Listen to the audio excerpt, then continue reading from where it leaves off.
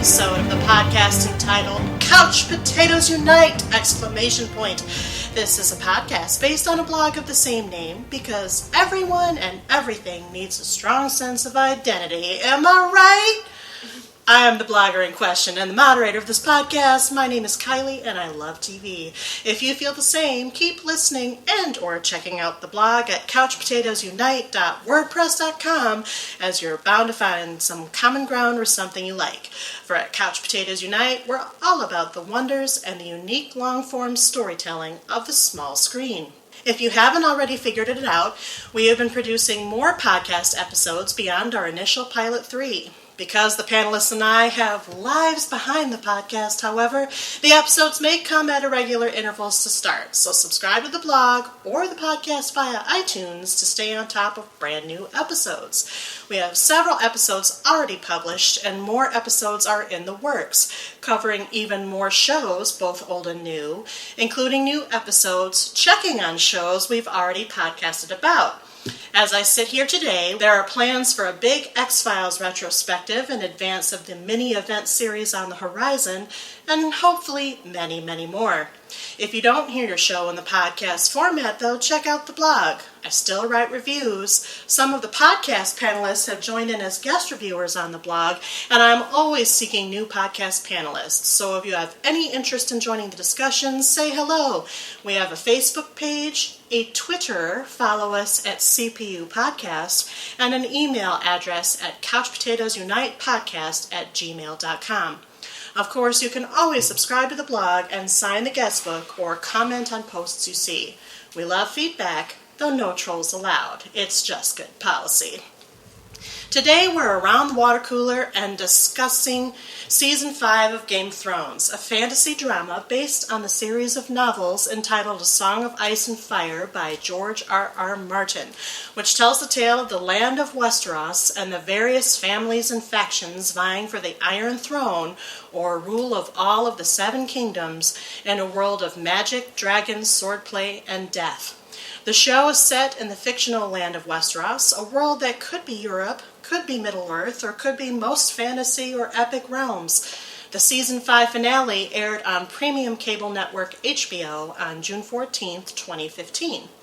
Game of Thrones roughly follows the storyline set out in A Song of Ice and Fire and chronicles the violent dynastic struggles among the realm's noble families for control of the Iron Throne. As the series opens, additional threats emerge in the icy north in the form of White Walkers and in the eastern continent of Essos. The novels and their adaptation derive aspects of their settings, characters, and plot from various events of European history. A principal inspiration for the novels, for example, is the English Wars of the Roses that occurred from 1455 to 85 between the houses of Lancaster and York, reflected in Martin's houses of Lannister and Stark. Most of Westeros, with its castles and knightly tournaments, is reminiscent of high medieval Western Europe. From a synopsis perspective, it's hard to provide summary of such a dense plot when there are so many characters intertwined with each other. Indeed, as we talk today, we're probably going to cover each character by house, for it's the language of houses and families that dominates the heady plot of Game of Thrones. Of particular focus today, we'll be talking about the following characters. From and associated with House Stark are the dainty Sansa, played by Sophie Turner, and the tomboy Arya, played by Maisie Williams, the two surviving daughters of Ned and Catelyn Stark. We will also discuss Ned's bastard son, Jon Snow, played by Kit Harington, and his friend Samwell Tarly, played by John Bradley, who serve in the Night's Watch at the Great Wall, separating the Wild North from lands south of the Wall and ruled by the Seven Kingdoms. Sam, while there, cares for the young wildling Gilly, played by Hannah Murray. The Starks' former ward and hostage, Theon Greyjoy, played by Alfie Allen, has been tortured into a heavy case of Stockholm Syndrome and knows himself only now as Reek by the sadistic bastard son of Roose Bolton, played by Michael McElhatton, named Ramsay Snow, played by Ewan Ryan. Arya befriends, among others, the assassin Jaqen Hagar, played by Tom Lestjaha, and tall female warrior Brienne of Tarth, played by Gwendolyn Christie, with her squire Podrick, seeks to protect Sansa and Arya by oath to their mother Catelyn. From and associated with House Lannister in the capital of King's Landing is Queen Regent Cersei Lannister, played by Lena Headey, who has taken her twin, the Kingslayer Sir Jaime Lannister, played by Nikolaj Coster-Waldau, as her secret lover. In Season 5, she seeks bounty for the head of her younger brother, the clever dwarf Tyrion, played by Peter Dinklage. In Season 4, Tyrion committed patricide of their father, the wealthy Lord Tywin, played by Charles Dance, which was of great affront to the power-hungry Cersei. After her son, the king, the cruel Joffrey, played by Jack Cleeson, died of poisoning in Season 4, for which she also blames Tyrion, the kind Tommen, played by Dean Charles Chapman, her second son, ascended to the throne. Myrcella, her daughter, had been previously sent across the sea to Dorne, and Cersei tasked Jaime in this season with retrieving her. The king's small council of advisors previously included the crafty master of coin, Lord Peter Littlefinger Baelish, played by Aidan Gillen, who is now Lord of the Vale, having married Catelyn's sister, Lysa Tully Arryn, and subsequently murdered her, and schemes to march on the next weakest kingdom in the north, or the loser of any battle thereof. The former eunuch spy master Lord Varys, played by Conleth Hill, seeks to shelter Tyrion and to introduce him to who he feels should be the rightful ruler. The wealthy Tyrell family is represented at court by the ambitious Margaery Tyrell, played by Natalie Dormer, who first marries Joffrey and then marries Tommen, much to Cersei's chagrin. In the southern principality of Dorne, Ilaria Sand, played by Indira Varma, seeks vengeance against the Lannisters for the death of her lover in Season 4. From House Baratheon, Cersei's dead husband Robert's brother, Stannis Baratheon, played by Stephen Delane, is advised by the foreign priestess Melisandre, played by Carice Van Houten, and the former smuggler Sir Davos Seaworth, played by Liam Cunningham, as they seek to take King's Landing by force via marching through the north. From House Targaryen, across the Narrow Sea, Daenerys Targaryen, played by Emilia Clarke, the exiled child of the king overthrown by Robert Baratheon and the mother of 3 dragons, as her family line has some affinity with dragons, is trying to win back the throne. Daenerys has previously been married to the leader of the nomadic Dothraki until his death, and her retinue includes the now banished and exiled knight Ser Jorah Mormont, played by Ian Glenn, her aide, Missandei, played by Natalie Emmanuel, and the sellsword Dario Naharis, played by Michael Heisman. If you think all of this is complicated, just try watching the series. Speaking of which, I started watching Game of Thrones because my friend Jeremy flat out told me that I had to watch it, and for good reason. I gravitate toward fantasy and science fiction most frequently, and fantasy is also my favorite genre to read. I haven't read Martin's currently in progress series, which has become something of a cultural watershed, not unlike the Harry Potter novels, though I plan to do so. Anything with magic and dragons and elaborate fictional worlds is going to appeal to me, considering my favorite books of all time are the Lord of the Rings series. Because the series is so well put together, and because I was hooked fairly early on, right around the time Bran Stark discovered Cersei and Jaime in the High Tower at Winterfell, an obsession with Game of Thrones was born. It wasn't hard to find a panel to talk about this show either, particularly after last season, and I know the currently assembled panel is itching to get started, so as always, it should be noted that all of our panelists have viewed the entire series through Season 5 and may discuss sensitive plot points. For those of you who haven't watched any of Game of Thrones and plan to do so within your lifetime, listen at your own risk, as there are going to be the most major spoilers that spoilers could possibly be. At this time, I'd like the panel to introduce themselves. What I'd like you to do is identify yourself by your first name, how you came to watch Game of Thrones, what made you start watching, how did you find out about it, what kept you watching, and then how would you rate your interest in the show? This is a Couch Potatoes Unite kind of quirky question that we do every time, okay?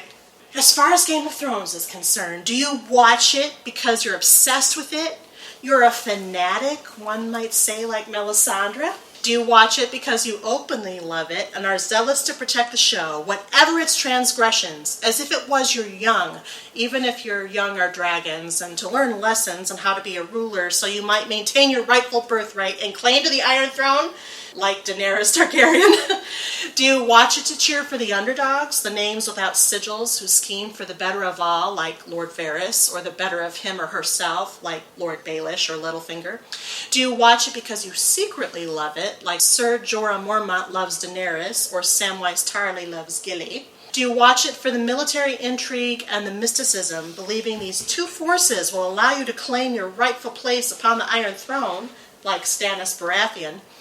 Do you watch it because you want it all, the power, the prestige, and the honor of the Iron Throne, as well as the love of your family, minus your youngest brother, and you'll do whatever it takes to keep it, since you are also fighting against the minimization of your sex, like Cersei Lannister? Do you watch it because it's a good time with clever words, and if you are for anything, it's a good time in clever words, like Tyrion Lannister? Do you watch it because you want to stay on top of your fighting prowess? You feel otherwise useless in any game of political intrigue, but will fight for who you love, including your twin sister, with whom you bore 3 illegitimate children, like Jaime Lannister. If anyone picks that, I will laugh, by the way. Do you watch Game of Thrones because you're drawn to it, helpless and scared, along for the ride against your will, but with a morbid fascination, powerless to stop its momentum, like Sansa Stark? Do you watch it to learn how you can seek revenge against those who wronged you, like Arya Stark? Do you know nothing, like Jon Snow? Or do you watch it but because you are not Theon, only Reek? Reek loves nothing, only the Master Ramsay. So you don't much like this show, and why are you here again? I know these were a lot of options, but I wanted to, cover the spectrum. Well, my name is Chelsea, and I've been watching the show since, I think, right before the 3rd season came out, and it was just one of those shows that kept coming up in conversation, and I had no idea, but I didn't want people to tell me about it because I felt like I need to watch this show. So finally my husband and I watched it, and we got through the first 2 seasons in about 2 weeks, maybe more like a week. I don't know. It was kind of a blur, but it was just, once you started one, you had to find out what was going to happen next. So I would say, of all the why do I watch it, I would say the main reason I keep watching it is because, like Arya, I want revenge for Ned Stark. Like when Ned Stark, when he was beheaded, there was a moment where I was like, I can't watch this show anymore, I can't go on. And then there was something inside me that was just like, you wanted people to die for this man's death. And that's not something I would say I feel really ever, but this show made me feel that way. So in a sense, also like Sansa Stark, the morbid fascination, you're just it's like a train wreck, like you can't look away. So you're a Stark daughter, is basically oh yeah, where you're going. Definitely. Avenging your father. Definitely with the Stark girls. All right. Winter's coming. Winter is here. We'll get to that. Winter is here. Foreshadowing.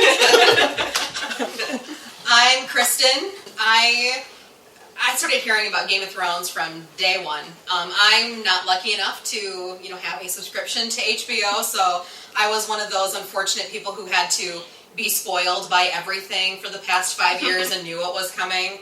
I wasn't able to start watching the show until this past April when HBO Now was released through the App Store, and I watched the series in pretty record time for me, including some binge watching the last of it this past weekend. On that note, I would say I'm pretty darn obsessed with it. So I'm a fanatic like Melisandre, but also I watch it because it's a good time. I love the way it's written. It's intriguing. So I guess there's a little Tyrion thrown in there too. It's the storytelling that keeps me going. That's not schizophrenic at all. No, not at all. Hi, my name's Jay. I have been watching Game of Thrones since the first season. I don't quite know who exactly tipped me off to the show, whether it was my wife or not. There's lots of geek channels that I go across, and the series was something that I was aware of, but not something that I actively read in time. So it was something through nerd osmosis you learned a little bit about.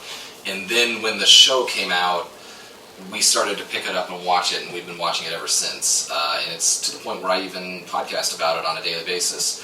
Not a daily basis, but a seasonally basis. And I would say that my level of obsession with the show, whenever you have the option to be the mother of dragons, you must take it.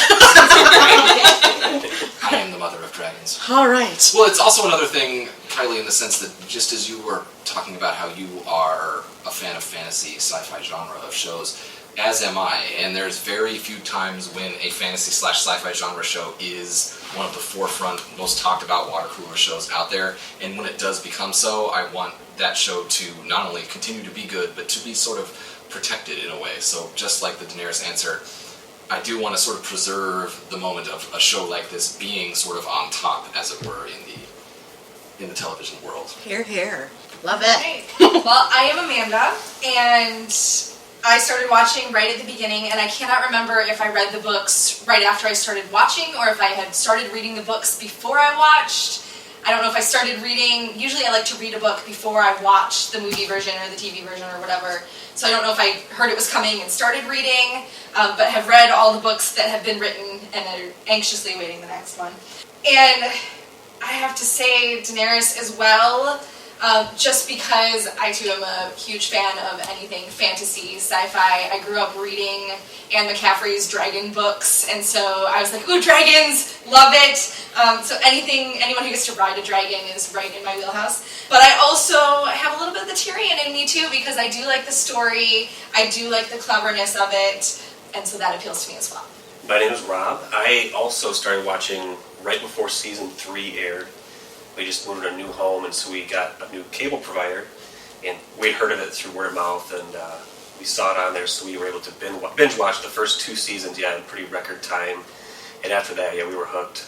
We now watch it through less than legal means, so we have to wait an extra day. P.S. Chelsea and Rob are married, and Amanda and Jay are married, just to put that out there. Which also produces its own troubles trying to avoid the water cooler at work on Mondays, and have to tell people to say earmuffs around me. So there's no spoilers, and then yes, we have to race home, so right after work on Monday, then we can catch up. As far as why do I watch, I would say a little bit of the Tyrion, the good time, the production value of the show blows me away. Not just the CGI, but the costumes, obviously amazing acting, the intensity, the cliffhangers. When you see the credits roll at the end of the episode every week, you have to have more, and especially at season end, you can't even realize you have to wait another, 9 months to see another episode. So Or 10. Or 10. Yeah. Also have the revenge factor. I guess you could call me a Stark girl. Definitely people's heads I'd like to see on spikes, and look forward to when those episodes come, and maybe their deaths be a little slower, a little more painful. So. All right. This is why we're married. So we have some possibly secretly violent people, but that's okay. It's not so secret anymore. You fit right in. It's all right. Nice. Well, as y'all know, I'm Kylie, and as far as the show is concerned, and my little clever spectrum here, or clever if you want to call it that, I am also in the Daenerys category for pretty much every reason Jay said, and especially this season. We're going to talk about a lot of different things that came out of it, but I found myself quite a bit on comment forums this year, probably more so than other years, and especially because of things that happened during the season, such as Sansa Stark's fate, and felt myself defending the storytelling more than anything else, because there was a lot of weird backlash to it this year, more so than in other years, I think, even though other years had slightly more graphic and horrific things happen. So for all those reasons, because it's fantasy, because it's just a very well-crafted show, I'm very protective of it. I probably would lean towards the Melisandre part too. I've totally become a fanatic, especially after this season, but I kind of teeter between the two, and also, in line with Jay's reasoning, if you can be the mother of dragons, be the mother of dragons. Whenever I play Game of Thrones games, if I get to be House Targaryen, I'm House Targaryen. So, all right. Well, welcome to the panel, everybody. We have quite a lot to discuss today. And I'm going to start it off with a very basic general question, which is, what did you think of Season 5 of overall. What did you like? What didn't you like? How does it compare to you to past seasons? I liked it. I thought it was in line with what we've seen other seasons. I never feel like there's enough Arya. I always want more of her storyline. And I felt like in the books I got more in depth with her, and so there's things that I'm like, I want to see more of this happen. And I just think she's a really interesting character because she's so young and feisty, and probably that just appeals to something in me. So I would have liked to see a little bit more of that, and then there's some things from the books that happened at the same time as things we've seen that we haven't seen yet. So I know they're probably coming in future seasons, but it's now the timeline is different than what I read, and so the first few seasons followed pretty closely, and you got a lot of what was going on with everyone, and now I'm kind of waiting to see what they bring back next season so that we catch up with some of those other characters. I should throw this disclaimer out because Game of Thrones is so unique in the fact that it is currently based on a story line or a set of books that's not finished yet. But because the series has caught up with the book timeline, we're not going to do that balance of show versus book. Right. That no longer applies. So how many people on the panel actually read the books? I have. Jane I read and the Amanda? first one. And Kristen read the first one. Okay. I started to read the first one. I've been kind of back and forth into the books because I'm like, I don't know if this would help me or not at this point. But I probably will just to tide me over. So Rob and Chelsea, you have not. No. Okay. It's been an interesting thing because I do a podcast with people who watch the show and who haven't read the books. Mm-hmm. So in a way I was a gatekeeper for their emails for a while and things like that so that they remained unspoiled. Sure. And that's always been a very interesting, as you said, Kylie, a very interesting marriage between the book readers and the not book readers. And when you get to an event like the Red Wedding, it was something where show watchers experience that for the first time, whereas book readers can sort of delight in what was about to happen and yet still be horrified when it did. That being said, I've floated this line of spoilers and not spoilers, and I won't do it to this day, but I don't think it's so much a spoiler to say that with Season 5 of Game of Thrones, we have essentially caught up to the books and have started to surpass the books. So Yes. things happened in the season were things that I didn't know previously from having read the books. So you do have that thing, but I also felt that because of that, and even though they are in contact with George R.R. Martin and are going over the plot points, I understand that fact.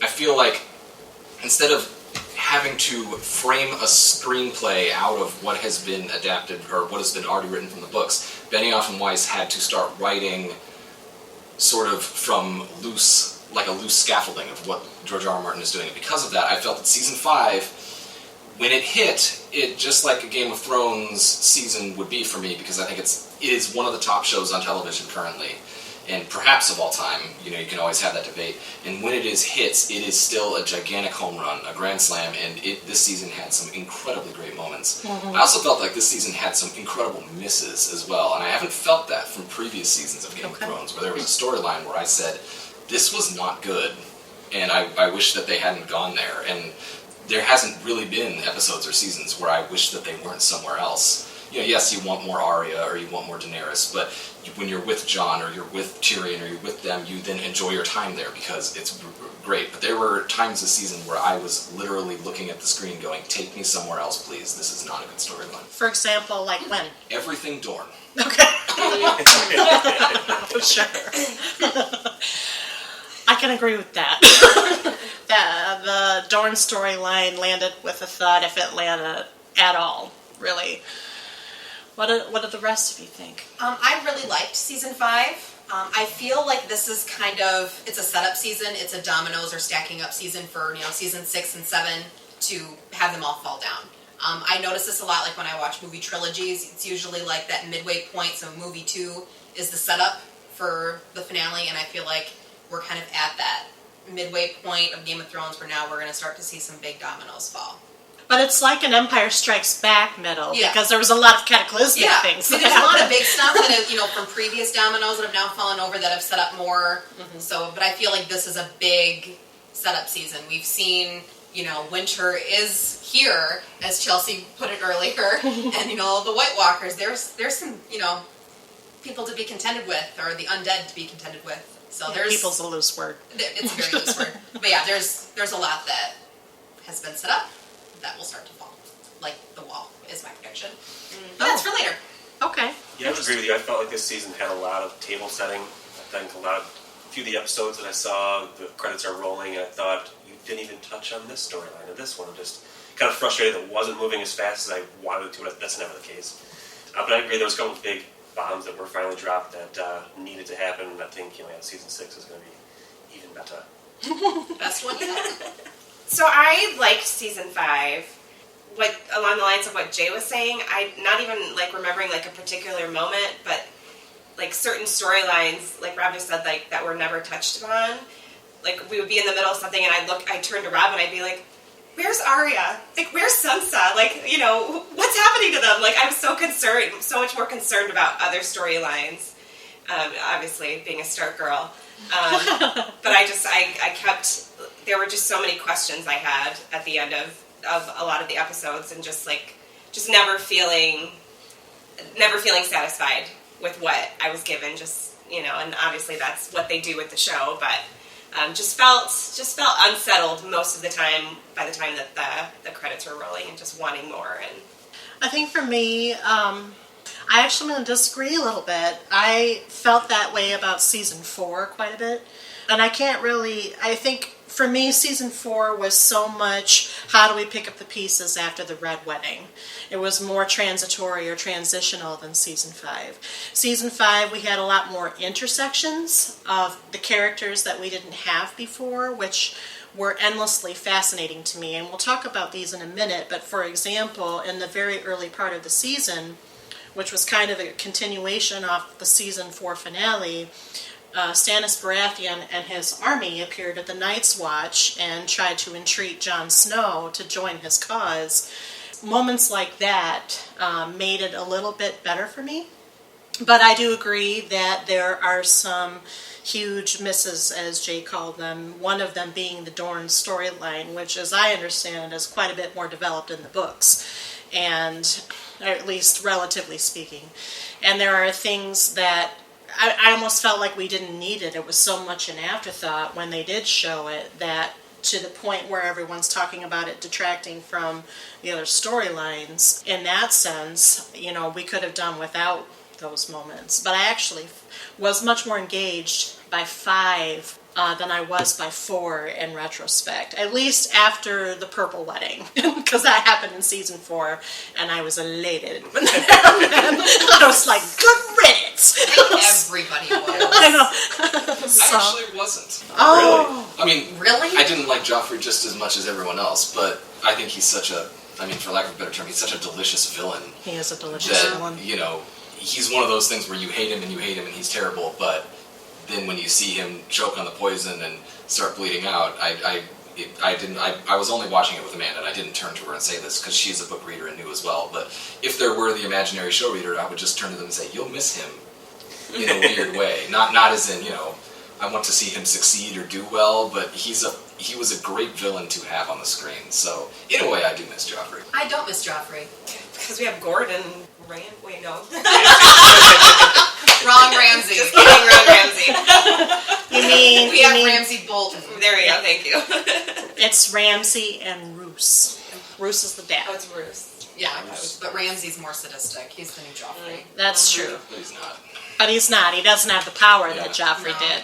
But what's coming, we don't know. Yeah.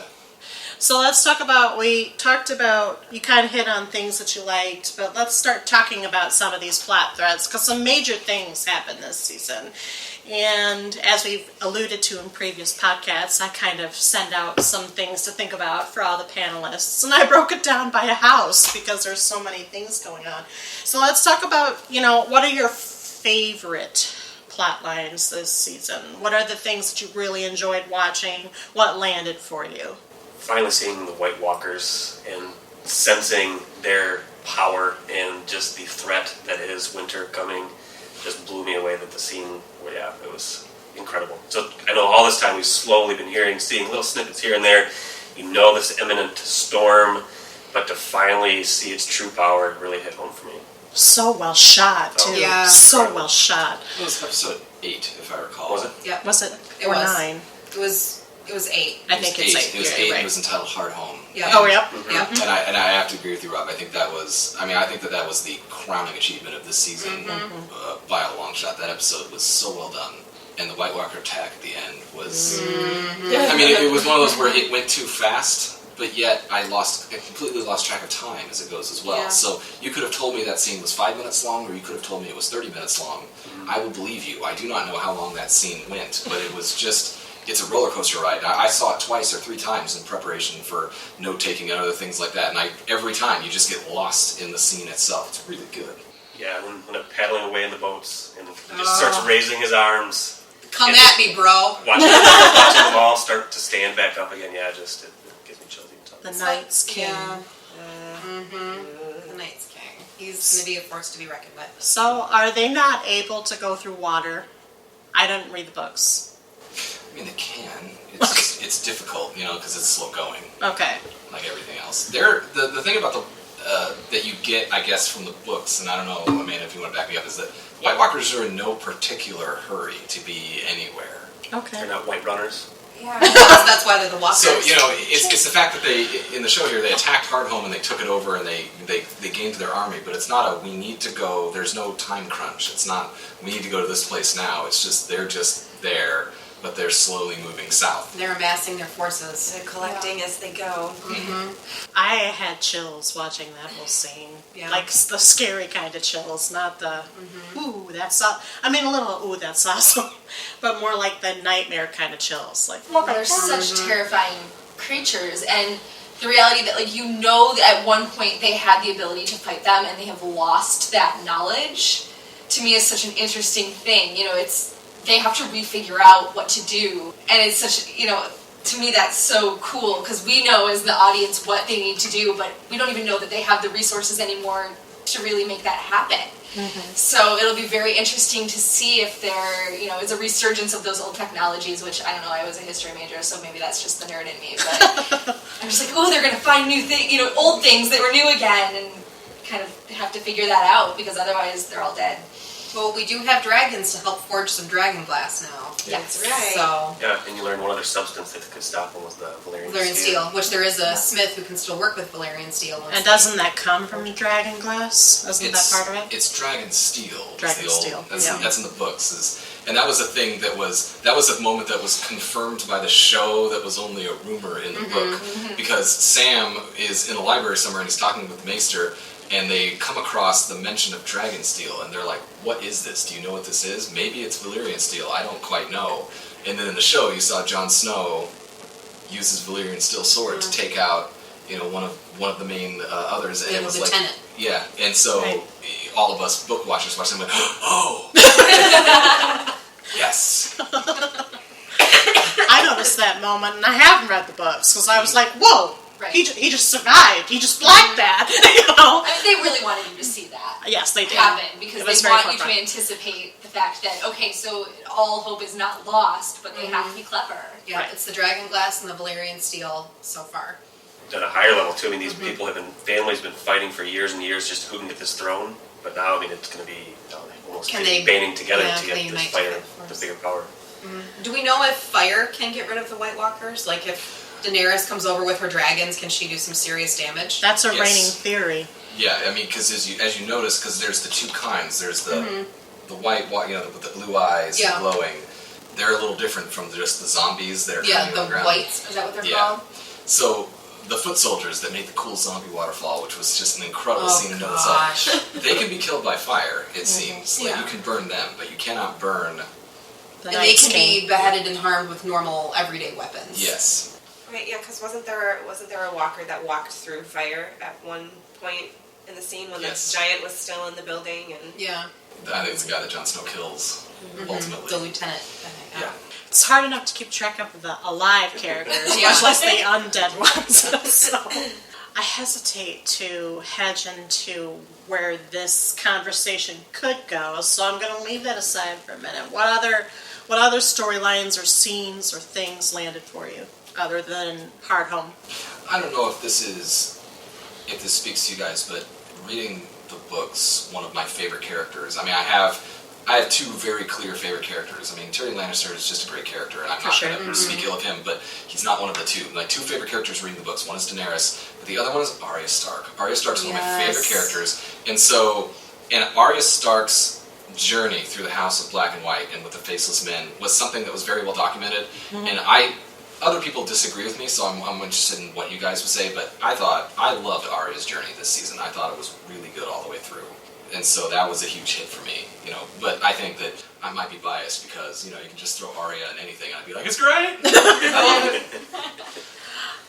I would agree with you. I think that maybe, though it wasn't as in-depth as probably the books cover, and though she wasn't on the screen as much as some might like, because there's only 10 episodes per season, and as the synopsis even showed you, there's 25 main characters. I thought that when we did see her, it was very poignant. It was very meaningful. I don't know that you could have filmed so many more scenes of her sweeping the floor or cleaning the dead in the House of Black and White anyway.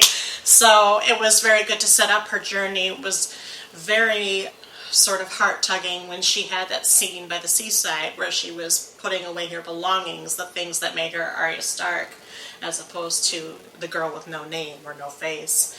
Well, she threw everything in the water except for needle. Sword, yeah. Yeah, I was, when she was doing that, when she was packing up all her clothes with the rocks, I'm like, oh, she better not throw that sword in there. That's from Jon! And she just got it back not too long ago, so. Yeah, I'm glad that she put it aside and she was able to save that. I feel like that's definitely some foreshadowing right there. Yeah, because she's not that she didn't. She won't be able to fully let go of Arya Stark because there's so many people she wants revenge against. Well, she didn't. At the very end of the season, she misused the power of the faceless gods and put on a face and killed one of the people that was on her list who came to the brothel or whatever it was, and then resulted in her blindness at the very end of the season. Yeah, I don't think she's going to make that transition into the Faceless Men. I think she's going to want to get those people on her list, and she'll learn some great techniques, but I don't think she's going to succeed in this journey.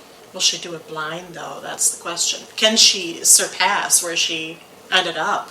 She angered the many-faced god. But will she be blind permanently?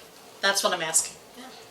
I don't know. Yeah. Let's talk about, because I think her storyline was actually more one-dimensional this season, which was House Targaryen, Daenerys' particular storyline. Because, as you know, she's in Marine, or whatever that's called, in Essos. She's trying to maintain the very tenuous rule that she has by freeing the slaves and angering the former slave lords.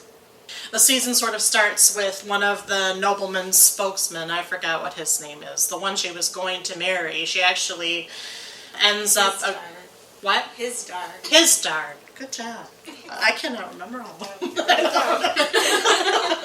He convinces her to reopen the slave fighting pits as long as he agrees to marry her, because she's starting to learn the political intrigue that she needs to stabilize her rule. And then in the meantime, while she's kind of running that angle, the Sons of the Harpy, the lords with the masks apparently, attack her and kill her. I don't know the older gentleman who's not Ser Jorah. Does anybody know? Barrister? Oh, Barristan Selmy, that broke my heart. Yeah. They attacked her soldiers, tried to defend, and he died. And in the meantime, we have Ser Jorah.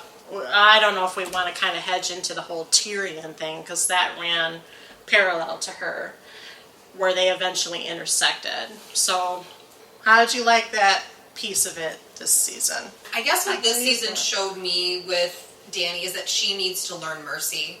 She needs to learn forgiveness. It's like you can be very just, but just doesn't always have to mean severe punishment. Are you in reference to Ser Jorah? In general. Okay. I felt some of her punishments on some of her subjects were a little harsh when they weren't necessarily needed. It will be nice to see her learn that balance, and I think Tyrion will help with that a little bit. That's assuming at the end of the season, spoilers for those who are listening, she ends up The Sons of the Harpy attack the slave fight. Drogon appears after having been... She traded him away. He got free.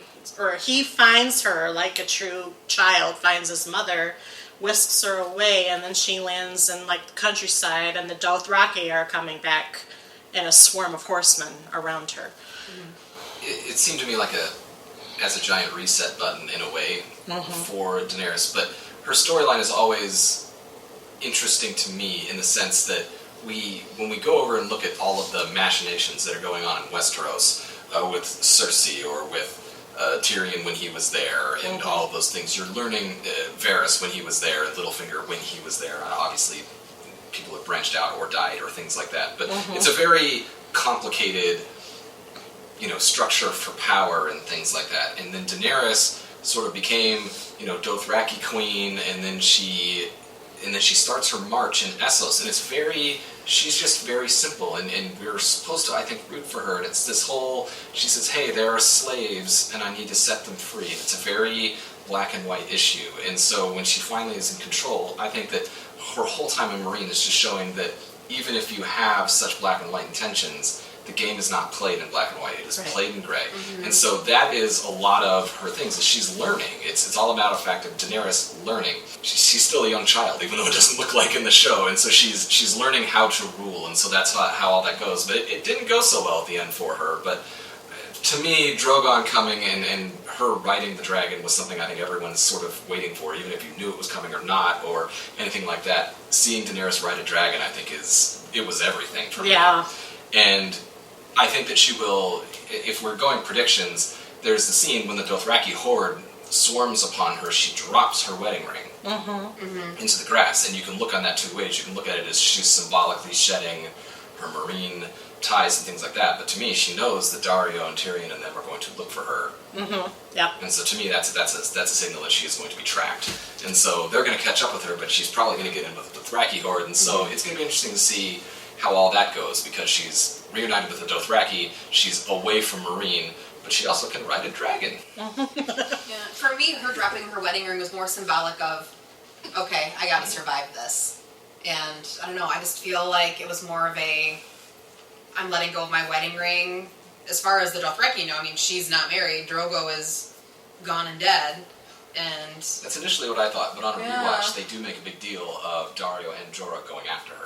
Yeah, and they do. They are master trackers, and so to me, it serves a dual purpose. I don't think it's one or the other. But does she know that they're coming after her? She probably would. She would guess. I mean, Ser Jorah forced his way back in twice after she exiled him, so... And he knows he's got limited time left. He's with the ticking grayscale. clock, so. Yeah. That's going to be interesting to see how that plays out, too. Which we can kind of run that parallel storyline now and that segue. So in the meantime, while Daenerys is kind of hanging out in Meereen trying to maintain rule, Tyrion has got a bounty on his head because he committed patricide, killed his dad while on a loo in season 4. And of course, Cersei has forgiven him for a lot less, or has not forgiven him for a lot less, so she sends bounty after him. And Lord Varys, the spy master, whisks him away because he intends for Tyrion to serve as Dany's advisor, Dany's hand, if it really came to it. They get across the sea, but Ser Jorah finds him first to use him as like a trading card to get back into her good graces. But while that's happening, they end up in, what's the name of the ruin? They pass through Valyria. Yeah, Valyria. Valerian ruins. Yeah, where there are grayscale infected souls. So this is like Game of Thrones version of leprosy, basically. A disease that hardens the skin and turns them into sort of stone men with a zombie-like tendency. And Ser Jorah gets nicked. He gets the grayscale. And then through a series of events, they kind of end up in slavers' hands. They get traded into the fighting pits, and as time goes on, Tyrion and Dany have this kind of scene together, which is not in the books at all. That's been very much clarified. This is way ahead of schedule. So what did you guys think about that? I really enjoyed the scenes of Jorah and Tyrion when he captured him head on the boat, just the conversations they had back and forth. Obviously, Tyrion is the wizard of words and kind of just getting inside his brain and talking to him. But on the get-go, when Jorah told him he was taking him to the Queen, Tyrion's brainstormed that he's bringing him to his sister. Then he slowly finds out he's taking him to the place where he was actually planning on going. I know. That's kind of cool. It works out in his favor. Sure does. It's like, oh, faster way to get to Danny. All right, sweet. Tyrion has a lot of things work out in his favor in the end. He's a pretty lucky guy. Sits Yeah. back, drinks wine, and No, ends up where he needs to be. it's a lesson to us all. Throws up, and then just drinks more more. wine. No big deal. I'm really excited though to see Tyrion with Dany, just to have him at her side, and obviously he has much more of the political experience, like Jay was referencing. She had this plan of freeing the slaves, such as good intentions, but once you do that, now you're cursed with this burden of ruling people and all the politics and all the intricacies that go into that. So I think he's going to be a huge asset for her. Yeah. Right.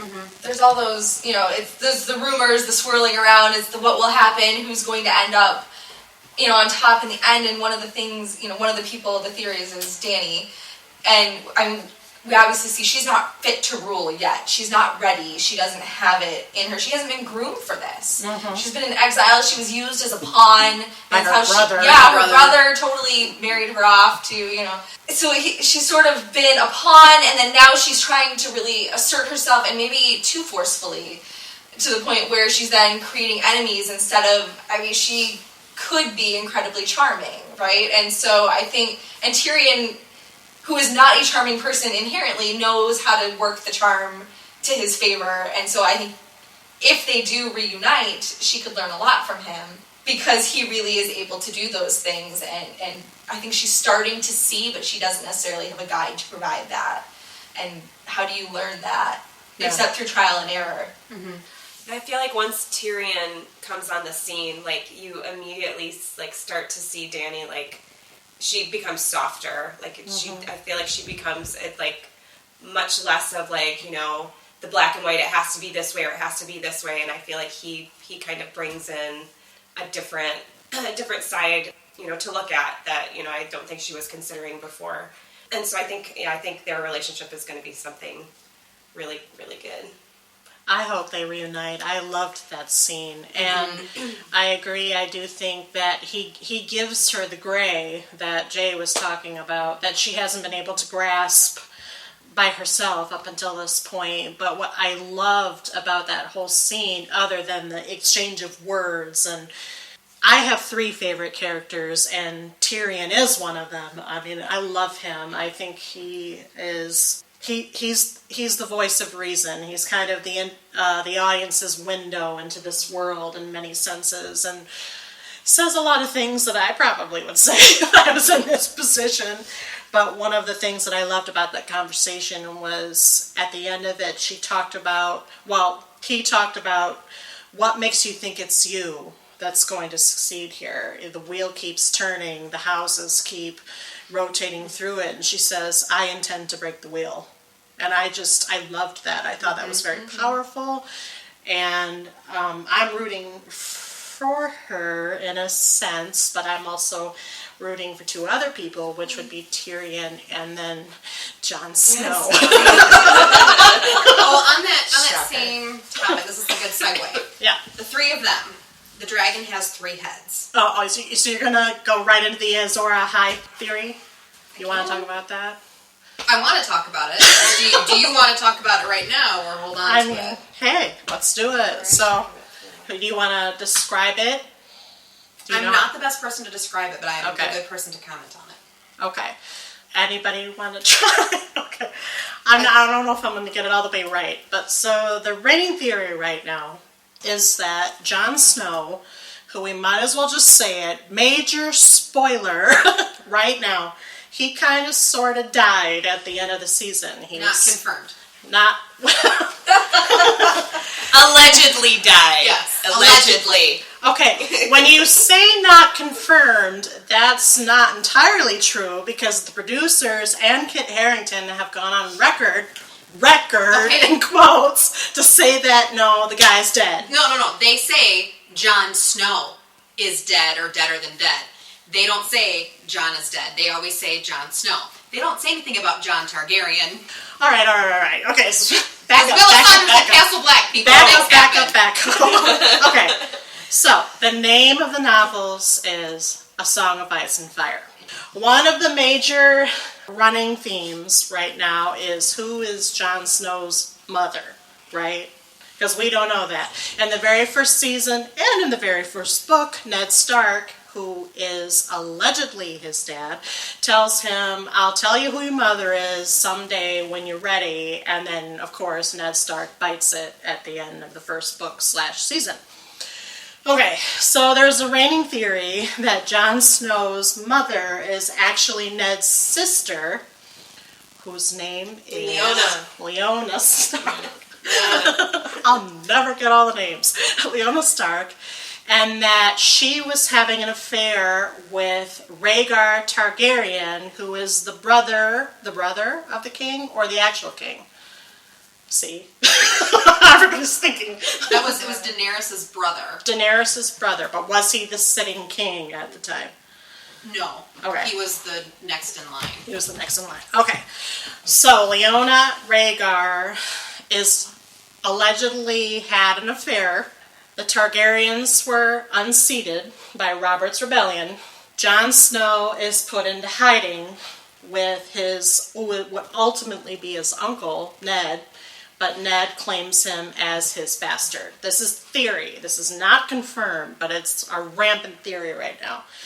And the Song of Ice and Fire is allegedly referring to Jon Snow because the sigil of Starks, they're in the north, they're the icy people, and the sigil of the Targaryens is dragons, which is fire, so he's the ice and fire, so he is what the song is about. Now, in the meantime, we have Melisandre's huge mission in life is to find the guy who will essentially save the world, and he's called the Azor Ahai. And this entire series, she's seen that person allegedly to be Stannis Baratheon, which is why she backed him this whole time through his various pursuits, which we'll talk about in a minute.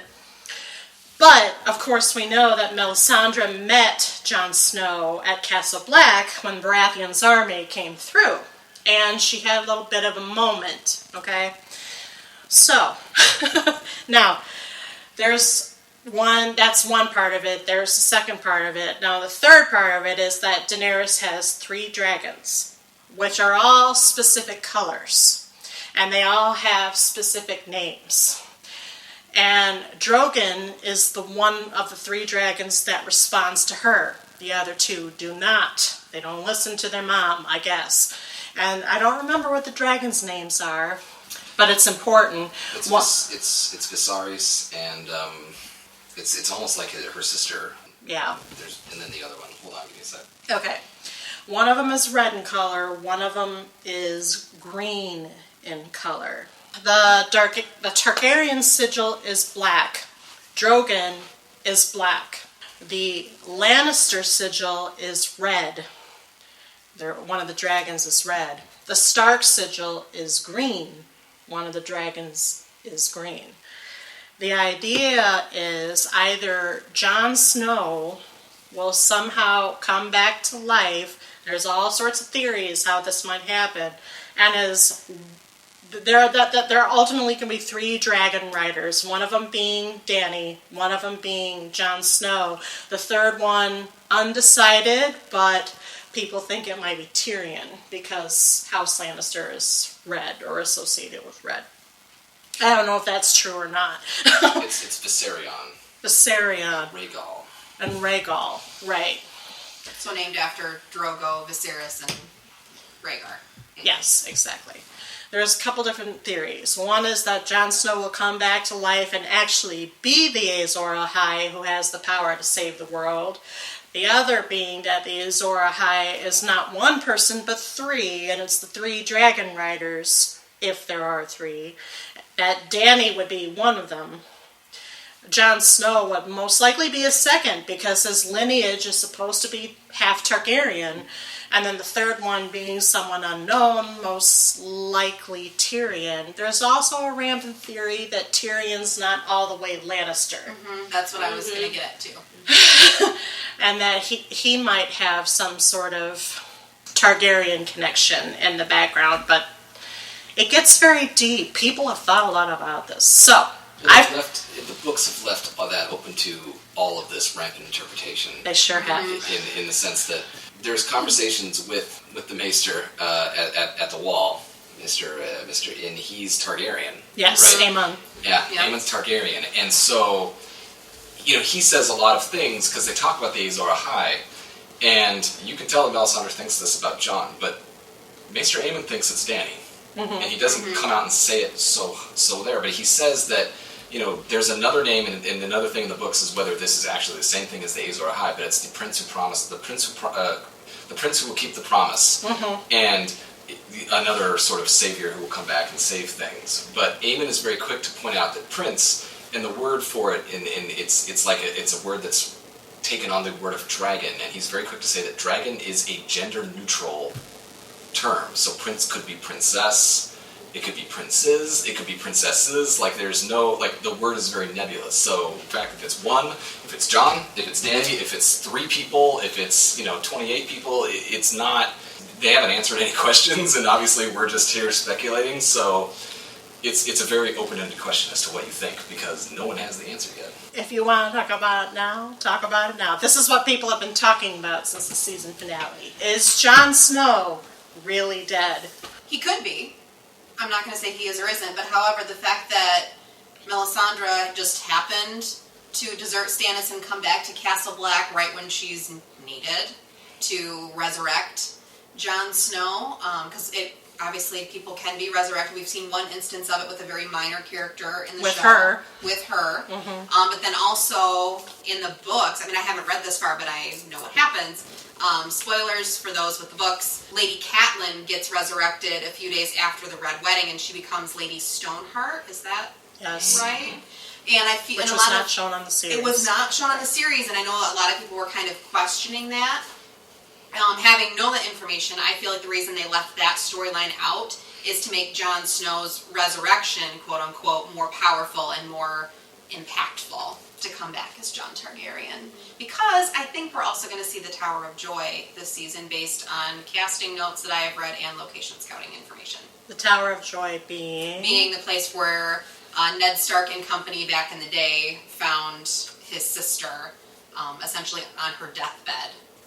After that is when he came back with the baby. And so I'm speculating, along with the rest of the world, that we're going to see the reveal of Jon Snow's true parentage. I hope so. Yeah, I think there's a lot of people that hope so. That seems to be everyone I know who watches the show is really holding out for that. There was a lot of Facebook posts. No, he can't be dead. It's so cruel of them to do this, and of course we will all be tuning in when the next season starts because we want to know, and we don't. We're at the end of the books, and things have changed. Things are different than how they were in the books. So even those of us who have read the books are going, well, that was different. So now I don't really know, and they've changed the universe a little bit. And so there's the hopefuls, there's the people that, I honestly don't care either way. I'm very wishy-washy on Jon Snow. But, there's all the people out there. Bless for this. I can't handle this right now. I both love and hate him, or maybe love to hate him. I don't know. There's people that are out there like, well, he hasn't cut his hair, and he hates his hair that way. Seriously. So the fact that he hasn't cut his hair means he's not and dead. He was spotted going to the filming location. Just saying. Yes. So there's a lot of intenseness, and but that could be they're not done with flashbacks of him, or there could be a lot of reasons why they're not quite done with him, and the character could still be dead. But the hope is still alive until they tell us absolutely definitively, show us that he is dead and not being resurrected. So we all just have to wait, and we can speculate, but.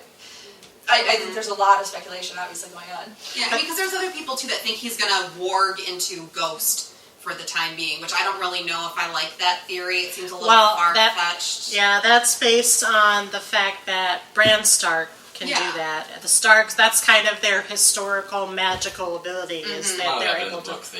Each Stark, even though they're not full-on Borg like Bran is, they do have a connection with their direwolf. Yeah. They can't see through them, and Jon does, so that's the working for them. But the one thing that I'm looking forward to with the fact that Bran is now going to be coming back in season 6, having, learning more about his warging abilities, a lot of people are saying, which I agree with, that Bran could be the vehicle to seeing these flashbacks of Jon Snow or, of the Tower of Joy and, so on and so forth. Because I know they're not big on flashbacks, but now that they've kind of broken their rule with the flashback of Cersei, when she was younger getting her fortune told, there's a way for them to get around their no flashback rule. Right. She was a bitch even when she was young, too. Not surprising. That's her family, and it's the way she was raised, and she was groomed to be the way she is. Mm-hmm. So, I don't know that she could have escaped it. Whether he's dead or he's not dead, I was really disappointed in the way it went down. Mm-hmm. Whether he, quote unquote, was killed. Ollie. Yeah, I was just gonna toss in A2 the... Brute. Yes. Yeah. Well, yeah, that's a show machination because Jon Snow is stabbed by the Night's Watch in the books. I mean, it's the same way, but there's I don't want to get into it because it goes into all these other things, but there is no Ollie-like character that just says, "Oh, hey, Benjen's back," and he runs out, and then there's a thing like that was a real. It's the whole fact where Amanda just said that Jon Snow is not revered in our household, and it's part of the reason why not is because Jon Snow is... He knows nothing. Well... He's the worst. And he's not actually the worst character, but we say he's the worst. We say he's the worst because in the first several seasons when he's going and then he has this whole thing where he then turncoats and goes with the wildlings and stuff like that, he has no agency in the story. He's just being whisked along and he doesn't know, and it's part of the you-know-nothing, but even more than that, it's just, even in the show, it's just things happen, he's always 4 steps behind and says, "Wait a minute, if you're here, you're there," and it's like, "You are killing me, Jon Snow." and as much as I like him to death, it's just the lack of agency for a long time. When he becomes Lord Commander of the Night's Watch, he then all of a sudden has immense confidence and knows things, and then he gets stabbed because people didn't like the things he said. Right. And, that's all well and good and sad, but then, right at the end, they have to pull a whole, "Hey look, your uncle's outside." "Where?" "Oh, I got stabbed." "You are the worst, Jon Snow. Why did you go outside?" But it's a good question of whether he's dead or not. I mean, he's dead right now. He will probably be resurrected. And what I like about it, and it was something that even as someone reading the books and had extra time to think about it, I didn't even cross my mind until the finale of season 5 this year, was that they finally gave him some agency. Because that was the whole thing, is people who read the books, you get together and you go online and you talk about what's going to happen at the end of the last book, the last story, what is going to happen, and everyone has these far-fetched ideas of is Daenerys going to be on the throne, is she going to get the throne but die getting there, or is this person getting on the throne? And a lot of people are like, well, Jon will be there as on the throne or Hand of the King, and I just always said, he cannot. He is on the Night's Watch. He's on the Night's Watch. His oath is to delay. He takes the black. Jon Snow is on the Night's Watch. He takes the black. He takes saying over here. He takes the black. But that's the whole thing that we didn't know until then. Is that he takes the black? And everyone's like, "I think Jon Snow will be on the throne." And I'm like, they literally gave him no agency once they put him on the Night's Watch because he cannot get out of it. Mm-hmm. He can now get out of it. What's nice, and it was something I never even really thought about, was the fact that his watch has ended. Mm-hmm. His watch is ended. Literally and figuratively. Yes, his watch is ended. So if Melisandre brings him back, he does not have the oaths to be beholden to anymore because his watch did end. That's true. As it is. If they stabbed him in their geographical location, wouldn't they immediately have to burn his body? Right. Which we never saw if they did or didn't. So that's why there's that hope that he will be resurrected. Right, he's stabbed at Castle Black. Melisandre's there. I don't think that she's going to let them. No. Melisandre she resurrected somebody from fire in the 3rd season, though. That's how she resurrected them, I think, was that's from a Beric pyre. Dondarrion. That's the Brothers Without Banners. Exactly. They had their big coming of age scene with fire. With fire to rebirth through fire. So. Ooh. It's getting off parallelism. It's exciting because I think, to me, it just doesn't seem a question. I mean, Kit Harington and Jon will be back. I think so, and I know too. that you're saying Jon Snow is dead and Jon Targaryen. It's Jon to me. It's Jon will be back. Mm-hmm. He will be dead. He will be resurrected, in my opinion. And I don't think it's even. But what's fun is that now he can go somewhere and do something and not just be at the wall anymore, which will be nice, I think. And for us Stark girls, we'll finally need to get our revenge for all our I think Stark the Starks deaths are going to from just resurrect Winterfell. I don't think they're the end game. I think they're going to stay in Winterfell, stay Wardens of the North, and reclaim their birthright. And overtake the Boltons. Oh, they're going to go. Are you kidding me? They're gonna die. They're out of there.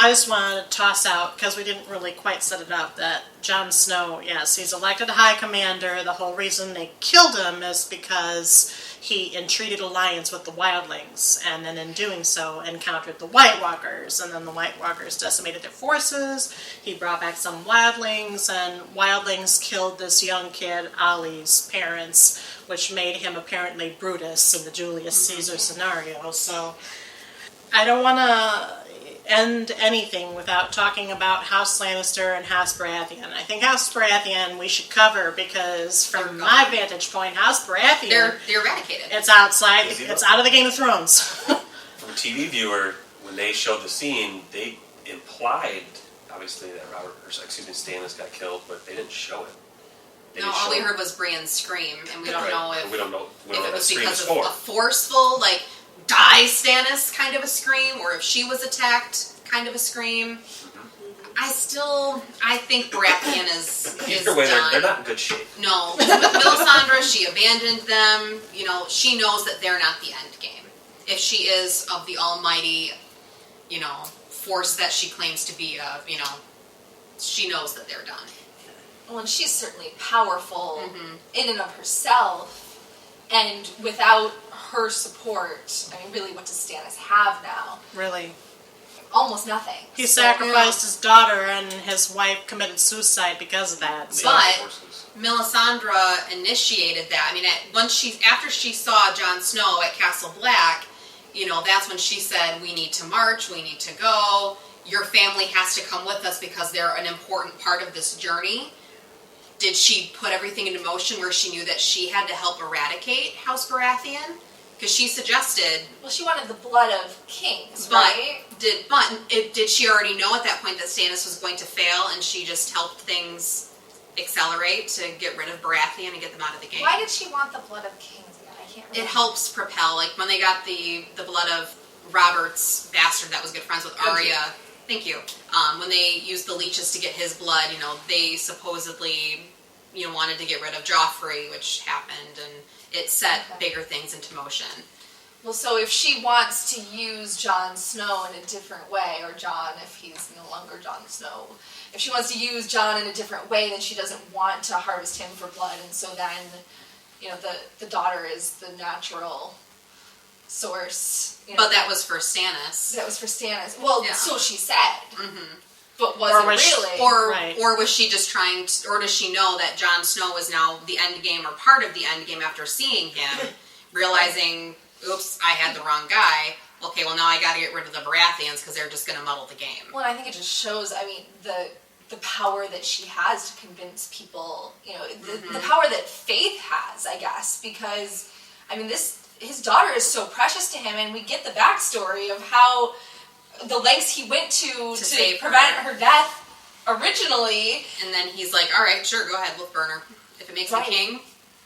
Right. I mean, yeah, it's the quest for power, the lengths people are willing to go to, but he also truly, I think, believes in her God, and, you know, that he is supposed to do these, whatever. But he also just really, really wants to be king, and he will do anything to get it, including sacrificing his family. Right. Well, and she's been feeding him the lines, information that supports that. It's, you know, the God of Light, or whoever he is, wants you to be king, and these are the things you have to do in service of that. You know, like it's the religion fueling your desires, and when you can skew the religion to match up with what your true desires are, that's when it gets really dangerous. Because then he's willing to sacrifice his entire family. Because he knows his wife is not going to be okay with that. You know, like, she's not as into this as he is. So, you know, I think he has to know that's going to be a consequence. I don't see how Stannis could have escaped Brienne. Yeah, I don't either. I don't see him being actually dead or not actually dead just because we didn't see him die. I mean, I think there was finality about that scene more so than there was about the Jon Snow scene. You know, she was avenging a death as well. Yeah, she loved Renly, and, you know, again, she named her sword Oathkeeper, and her oath to Renly was, "I will kill Stannis, since it was a shadow with his face who killed." Let me pose this question to you. In the seasons of Game of Thrones that we've watched, did you anytime ever feel that Stannis would at some point occupy the Iron Throne? No. Heck no. Okay, so that's the whole thing with me, was that House Baratheon is one of the major houses, even before Robert's rebellion and taking over as king. The Baratheon house was a substantial house in Westeros. However, from the way, you read and look at things, it seems like Robert was the one who could make things happen. And when he died, I mean, even Robert, who could make things happen and, staged the coup of the Targaryens and took over and became king of the Iron Throne, he married Cersei, he had a lot of Lannister help, and the Lannisters have their fingers so entwined into that whole thing.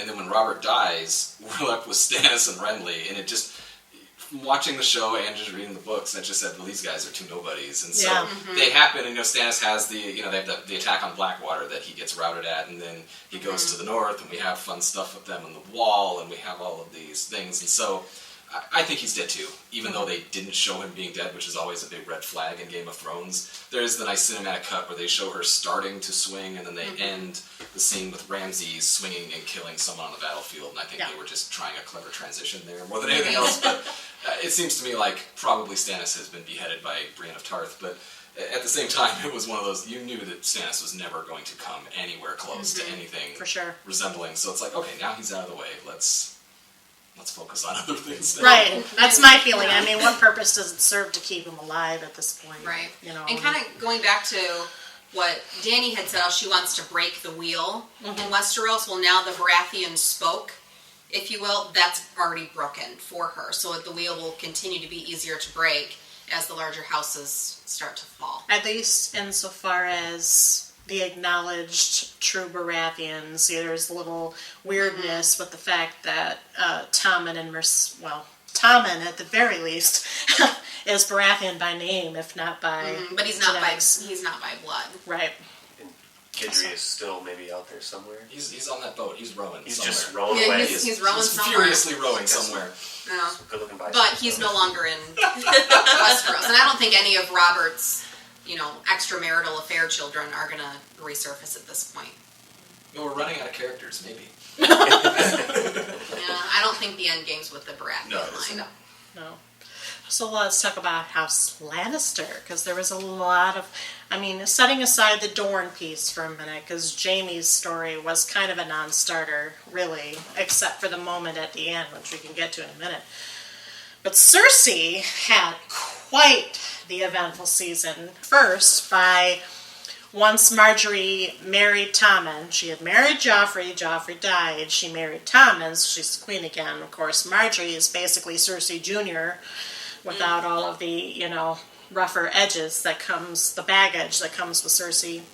Cersei basically manipulated the Septon, which is the new religion in King's Landing, to kind of turn his fanaticism, for lack of a better word, on the Tyrells by first outing her brother, who engages in homosexuality. You feel a little social commentary coming there.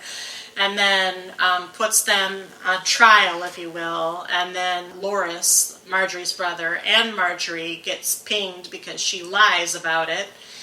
But the Septon doesn't stop there. He hits Cersei right in the stomach by basically hearing about all of her exploits and forcing her to confess, which then ends up in her imprisonment, her shavenness, and this long walk of shame from the Sept to King's Landing.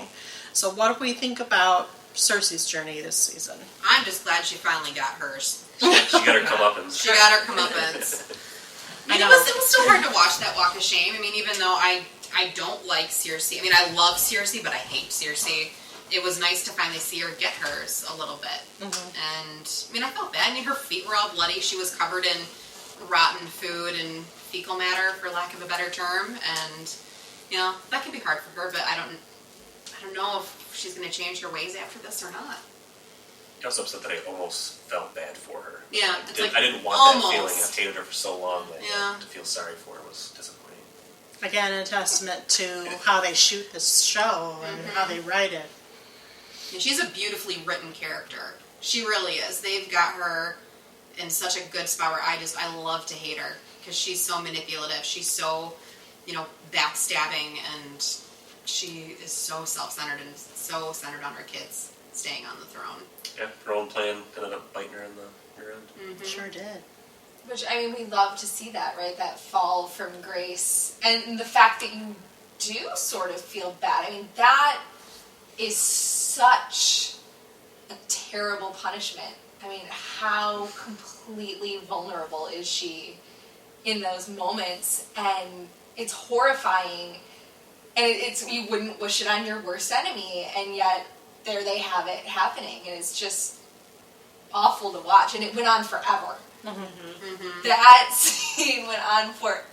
But it's a long walk from the Sept to the Red Keep. I mean, that's on, Right. they're on opposite ends of King's Landing. But they made us live through a whole Yeah. lot of that journey. They did. I mean, Sure did. they didn't let us off the hook for that one. They made us watch it, And they were either- smart doing it because they did inspire some emotional responses. Right, because you would swear up until that moment, yes, I want her ultimate suffering, like, I want her to get her comeuppance.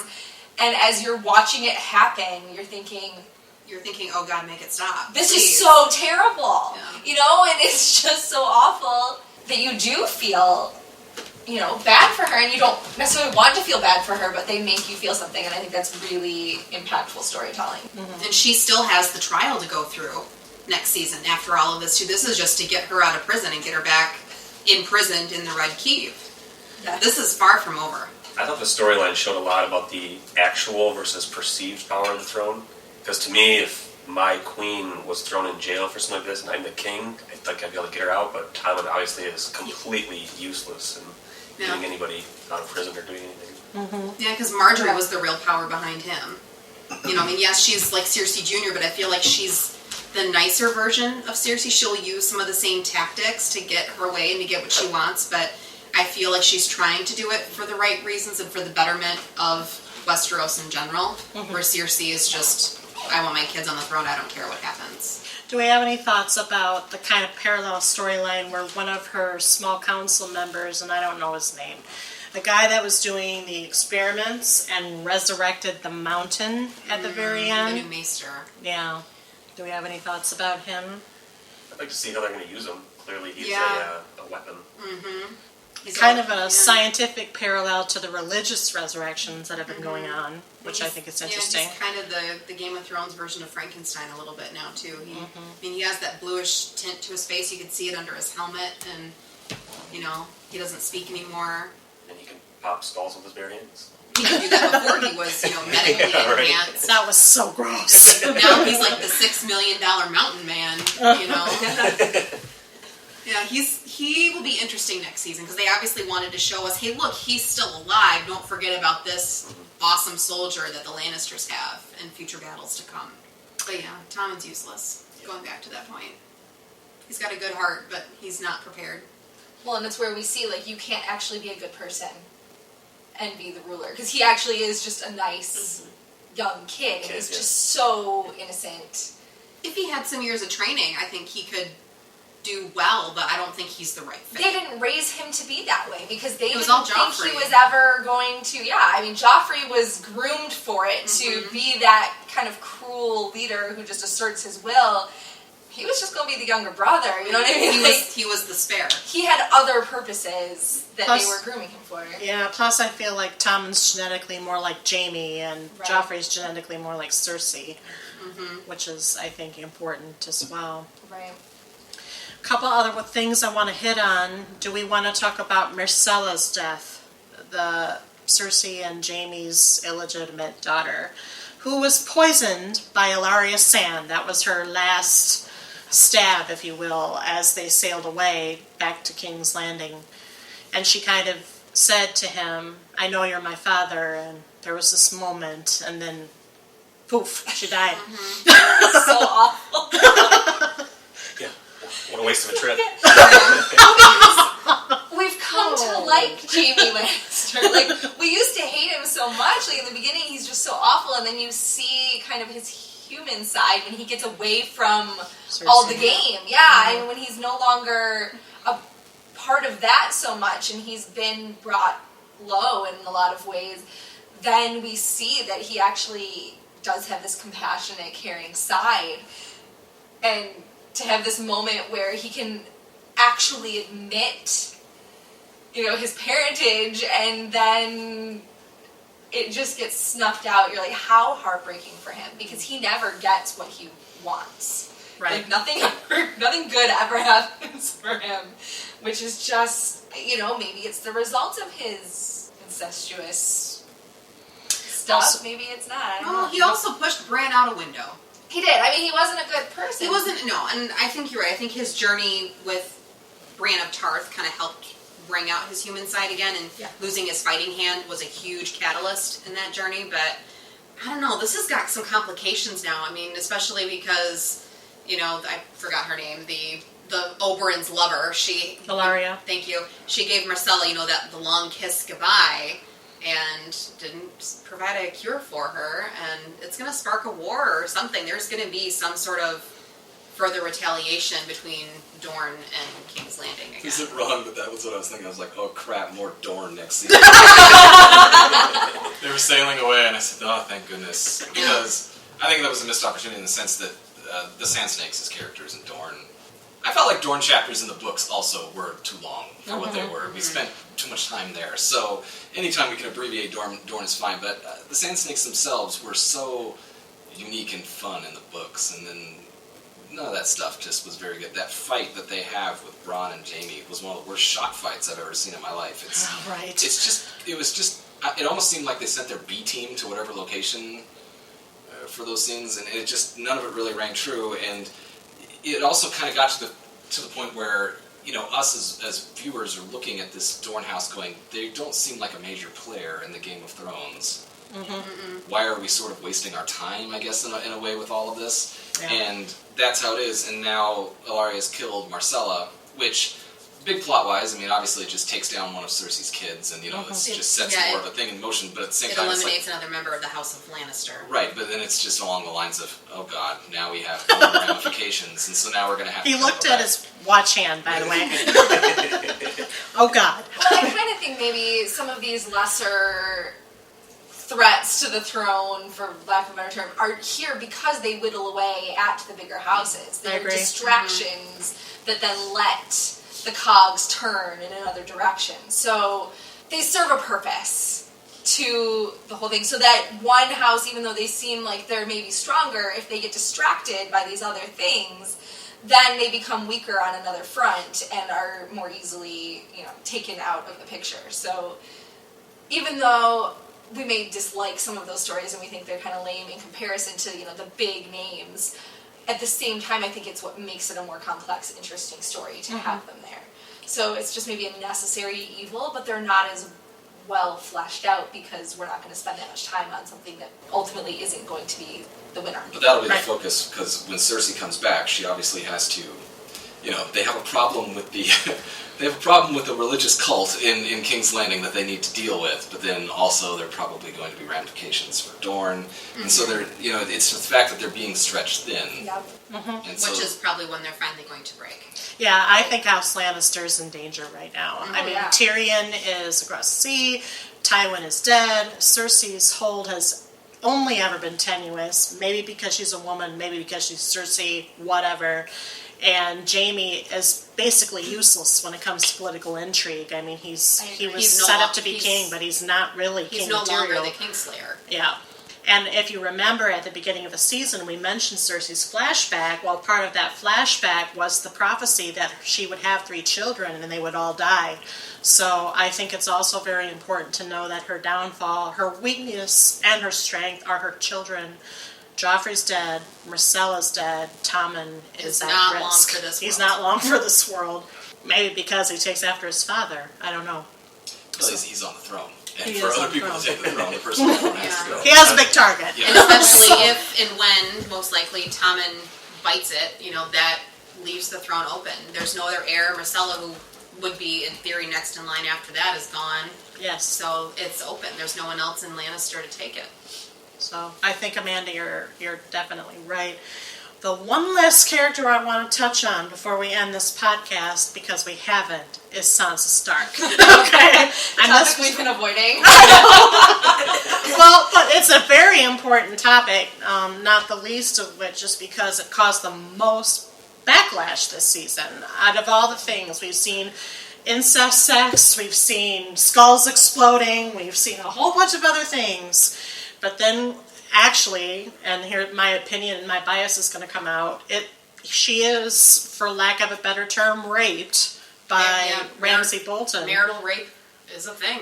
And right, in front of Theon / Reek, he's forced to watch because Ramsay's just that sadistic.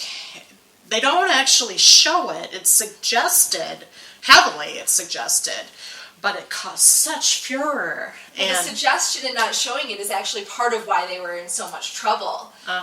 Okay. Because shifting it from her and watching her through this moment and instead shifting over to Reek / Theon makes it about his reaction to what is happening to her rather than her experience. Okay. And that's what made a lot of people really mad, was the way they chose to show that. It became more about the man's experience of that than hers, and so that makes a lot of, people who care about these feminist issues really angry. And we talked about on Orange is the New Black, a rape that was handled and applauded the way it was handled because it showed it full on and there was no pan away, there was no trying to be delicate about it. It showed the awfulness of it. Reaction. Right.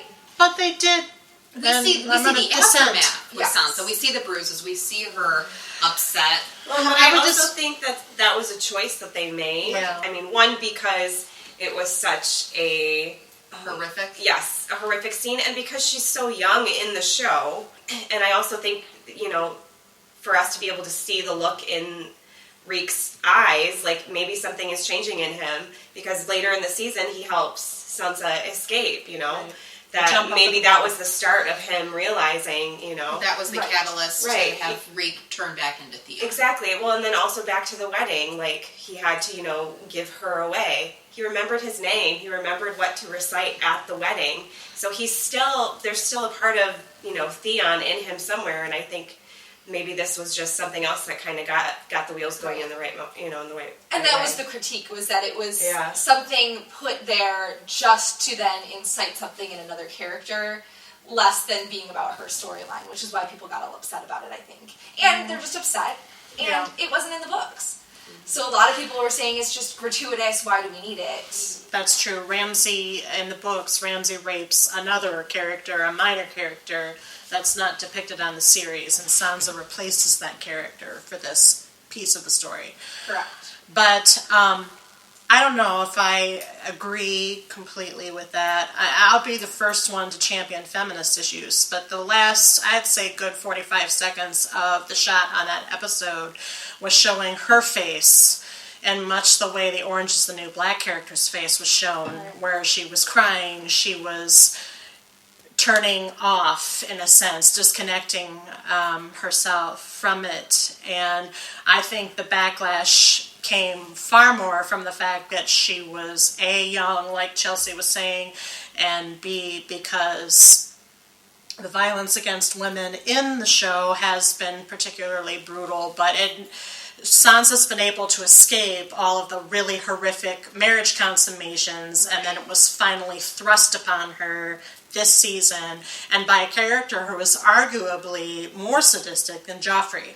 Oh, yeah. And I think that's kind of what set the fire, because when I was in the comment forums, I had to defend, like, the initial spectrum question that I throw out, like Daenerys. I had to defend the show and be like, well, they chose to tell the story a certain way, and I don't think that what they've done is a disservice to the character of Sansa, or to the character of Theon, or to the character of even Ramsay, depending upon where it ends up. Right. I think that's where we really have to kind of measure it. If it ends up in nothing, if Sansa doesn't somehow grow, or the opposite direction of grow, I guess, from that event, then it is gratuitous. But if her character is propelled forward by that event, which arguably I think it was, it finally lit a fire under her in a way that nothing else has, to get the hell out of Winterfell, and even to have that last telling off with Theon and say, look, help me or don't, get out of my way, let me go. I think that it was necessary and not as bad to watch as Cersei and Jaime getting it on by Joffrey's corpse. That scene was far more offensive to me. Very disturbing. And I think I should clarify, that was just the criticism I was reading. Sure. Actually, as a historian and thinking about the time that this would be comparable, in our culture, Western culture, it makes perfect sense to me. It would have been very usual for someone to observe the consummation of a marriage, and so Reek Theon serves a purpose there. But then it would have been also very, very common, like we say, marital rape, but that was pretty much what happened. I mean, it didn't matter as a woman if you were willing or not, and I think people want this story to be told as though it's a modern story, but it's not. And I watch it as a history of a different world, but it's a parallel world. And I don't know, to think that none of the women have a whole lot of agency in this world. They're all very limited in their strictly female roles, and they find ways to maneuver. The matriarch of the Tyrell family is like Olenna. Yeah, she's the best at it. I mean, she can manipulate almost anyone, and everybody else has various degrees of that. Sansa had none of it. Right. Until, like you said, this moment where something clicks for her. I mean, she's been very, deer in headlights, being led along by whatever man told her what to do pretty much the whole time. The end of that's the moment I think that something does snap for her, and she does maybe start taking a little bit of accountability for her own life, which we have not seen from her at all. And Littlefinger's advice, because he basically tells that same thing to her, I know I'm putting you into this situation, but you have a choice. You can either find a way to survive it, or you can just continue as you've been, which is a victim. Right. So. Absolutely. But I think then, she starts to hear that, because I think a lot of times we hear things when we're ready to hear that. And sadly, it maybe took that extreme of a circumstance for her to really see where she was. Yeah, I feel like Sansa you definitely see the change from girl to woman. You definitely see that shift, and I think that the rape was a big moment for her to kind of, go from little girl to a woman that has a lot of knowledge of how terrible that the world is and how awful her life has been up to this point, and that she can take certain matters into her own hands, and I think we're seeing the very early part of that happening. One of the most meaningful shots of the season to me was when she was in the crypt at Winterfell, and there was a parallel shot of her standing at Leona's tomb like Ned did in season 1.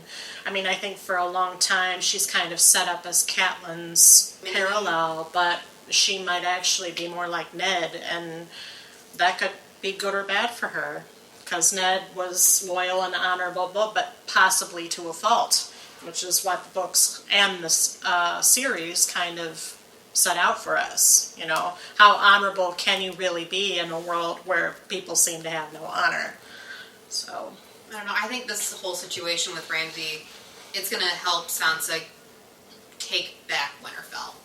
I don't know if she's going to personally go in there wielding a sword, but I think she's going to be a driving force to reclaim her home. And it does set up a really satisfying revenge plotline if she is able to come back in some way and get him back for that. Mm-hmm. That would be very satisfying to us as an audience, and so I guess we can hope for that sort of thing. Yeah, my personal end game is to put the Starks back in Winterfell, have all the surviving Stark kids come back and have a mini reunion, and keep them where they've always been for hundreds and hundreds of years. Let's hope they continue to survive. Yeah. I hope Brienne finds her and helps her, because Brienne ain't keeping her out she's very right well. There. I know. Right. She left right before the candle was lit in the window, so she's in the vicinity. So I think they'll stumble across Brienne, because I don't think we've seen the last of her either. Oh, no. I don't think she's gone. Any other thoughts you want to toss out? We've talked quite a bit and quite extensively. I was disappointed in one character I did not see this season. Which is? Hodor. My homeboy. I haven't seen him forever. Well, I was just because in season 4, Bran's storyline, who it's been dragged along, finally got to a point where it was exciting again and something you felt was going to happen, and then the entire 5th season they don't touch on it once. Well, they're coming back in season 6. Yeah. That's confirmed. I was going to say, there's a lot more in the books that happen with them, and so I think probably because there is so much that they were fitting into season 5, I think, they took those books, those parts of the books, and broke them up into, we're going to tell this part of the story now, and then we'll tell this part of the story later, instead of showing everything that's happening. Yeah, they're kind of pacing themselves to spend time on. I'm going to go back to the bigger dominoes thing that I have going on. But yeah, I think Bran is a domino. he's a huge domino. Yeah. And I think that's why they're waiting to give him the screen time necessary to tell his story in the right way in season 6. Yeah, because there's some really cool stuff. They had to get some Set up. stuff out of the way in season 5, essentially, for Bran to really make the impact that he needs to. Have there been other wargs that can get into human minds other than Bran, or just animals for the people? Historically, yes. Yeah. But at the moment, right now, Bran is it. yeah. There's so much that I can still go into. There's the whole Night's King thing. There's who the hell is Hodor? Is he part of the end game? He's Hodor, clearly. But he's unnaturally large for an average Westerosi person. He So might is be there part a little giant. something there? And how the heck is his great grandmother still alive? Oh man, how is she still? Lifespans in this I universe know. are a little wonky. Yeah, but I still think Tyrion is not fully Lannister. Especially once he does commit the patricide and his dad says, "You are no son of mine." It could have multiple meanings. Okay. Because yes, he killed his mother at birth, Excellent. but is Tywin really his father, or is he a Targaryen? I don't know. I think Tywin is his father. I think he's the most like his father of the 3 children, and that's the irony of the whole thing. Maybe without the ruthlessness, I think Cersei has the ruthlessness. But as far as the clever political machinations and the ability to kind of change direction and adapt when needed, I think he gets that directly from Tywin. And that's what made the patricide scene so very satisfying, is because Tyrion actually says it. "No, I am your son. I'm the most your son." Unlike Jaime, So I'm not saying Tyrion's not a head of a dragon. And I'm not saying anything, really. But the only thing I am saying is Jon Snow is coming back. And that maybe he'll know something when he does. So, okay, well, I think having said that, my final question to you all, and it's simply yes or no, is are you going to keep watching? Yes. Yes. Yes.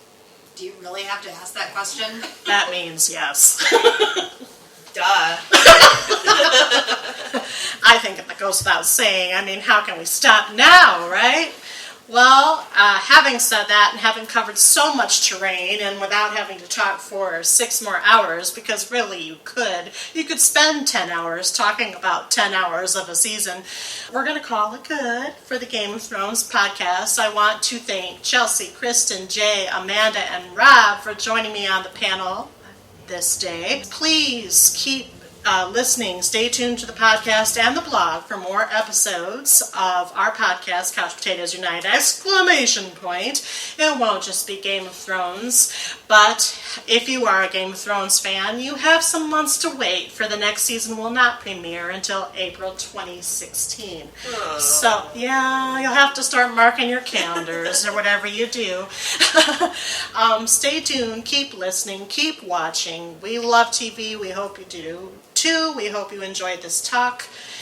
Keep looking at the blog for other episodes and tune in and join us for other discussions. Thank you so much. Bye.